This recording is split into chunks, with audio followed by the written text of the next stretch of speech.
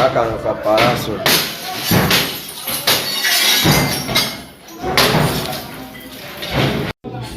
Kako ka palaso kulaba waggulu nga kakuba endabirwamu by'oluggi kulaba ka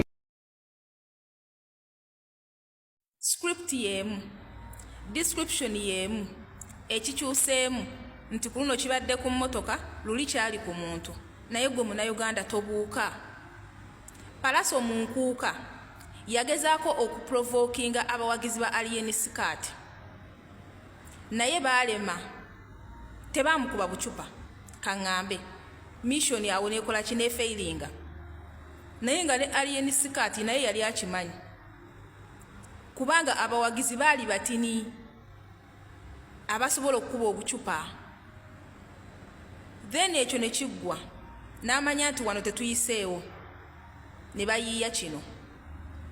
Mwera mmwe temuyiga n'owulira omuntu n'awoza nti ankoppi weebale igwe obitumaliranga abibamalira atya? Mulowooza waliwo enjawulo?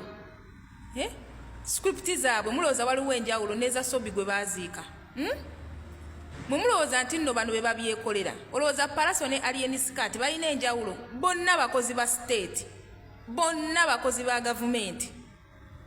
Kati script ebadde eya 2024 ng'ekikyukamukko kabeera ka concept, naye ebiseera ebisinga script yaabwe ne description bagenda okukola biba byebimu bifaanagana ne incidents zonna ezibaddewo, era muzijje mu 2024 muzireeta ne mu 2025, era nga gwe Munnayuganda tokozesaako ko ku bwongo obwongo baabubanazaamu, obwongo baabubajjamu,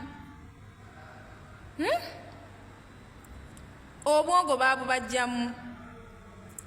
Mwe mulowooza mbu nno kino ekintu ebana abantu beerumba bakola naye at the end of the day waliwo abagenda okubeera nga bagetinga affected, be baana abali mu ziggeto abatali mwono ssaga w'abano omusasulire.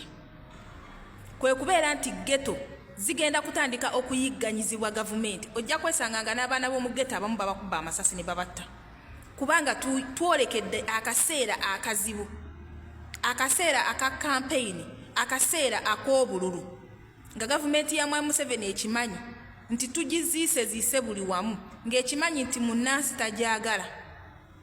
Wabula baleese bano bakatemba baabwe baneenu bakozi ba bukatemba bano. Mwe mutunulire abantu abagezaako kipromotinga. Mulaba abantu abagezaako kipromotinga. Come on guys. You should be smarter than this. Bana eno 2025 si yabasiru. Oyina kubanga oli mugezi okutegeera ebintu engeri gye bitambulamu. Ekintu kyekimu. Naye osanga omuntu mbwe ankoppi weebale yeebala atya. Nga bwe yabamukubira oluyi n'afuna ka public sympathy n'atandika okubamanyiira. It's the same thing mbu mwebale omuntu y'omu gwe muli mu kwebaza. Game planner Palaso Mayanja family. Kale Abannayuganda bannaye abalina endowooza eyo babboyi mwalisigaddeyo mu 2024 kuba mugenda tumenya nnyo mu 2025 wano.